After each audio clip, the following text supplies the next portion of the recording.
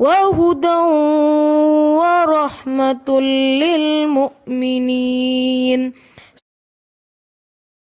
اعوذ باللہ من الشیطان الرجیم، بسم اللہ الرحمن الرحیم۔ آج ہم پڑھیں گے آیت نمبر 47۔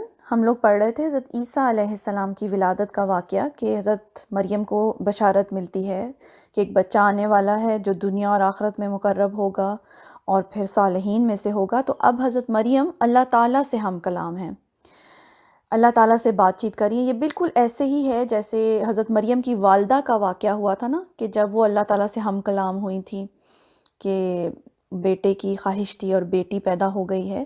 تو یہ اسی طرح حضرت مریم اب اللہ تعالیٰ سے ہم کلام ہے۔ اس آیت میں کہتی ہیں، قالت کہنے لگی، ربی انا یکون لی ولد، اے میرے رب کیسے، کیوں کر ہوگا میرے لیے ایک بچہ۔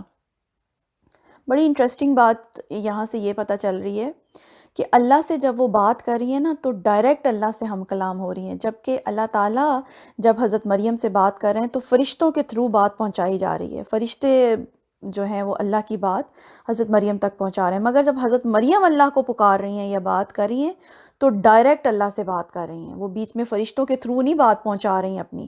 دعا کا ایک سلیقہ آپ کو پتہ چل رہا ہوگا یہاں سے، جب مانگو اللہ سے بالکل ڈائریکٹ مانگو، ڈائریکٹ ہو کے مانگو، بیچ میں جو ہیں کسی بھی چیز کو مت لے کر آئیں، تو وہ ڈائریکٹ اللہ سے ہم کلام ہوتی ہیں۔ اللہ تعالیٰ کو کہتی ہیں، یا اللہ میرے بچہ کیسے ہو سکتا ہے، وَلَمْ يَمْسَسْنِي بَشَرٌ، حالانکہ مجھے تو آج تک کسی انسان نے ہاتھ بھی نہیں لگایا، میری تو شادی بھی نہیں ہوئی ہے، اور ظاہر ہے کہ ایک بچے کا جو وجود ہے اس دنیا میں وہ والد اور والدہ دونوں کا برابر کے شریک ہوتے ہیں، تو ایک بچہ وجود میں آتا ہے نا اس دنیا میں۔ تو وہ کہہ رہی ہیں کہ میرے کیسے یہ بچہ ہوگا، میری تو آج تک شادی نہیں ہوئی، کسی انسان نے مجھے آج تک ہاتھ نہیں لگایا۔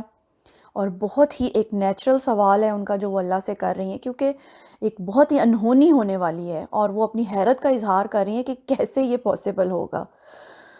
قال، فرمایا، کذالک اللہ یخلق ما یشاء، اسی طرح اللہ تعالیٰ پیدا کرتا ہے جو بھی وہ چاہتا ہے۔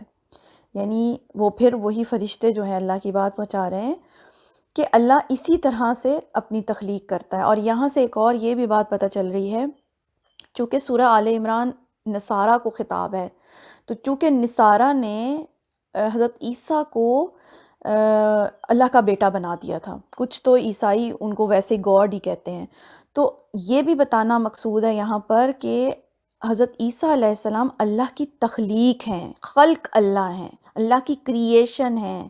یہاں پر کہا جا رہا نا یخلق ما یشاء، جس کو وہ چاہتا ہے وہ پیدا کرتا ہے، اٹ مینز کہ وہ اللہ کی تخلیق ہیں، اللہ کی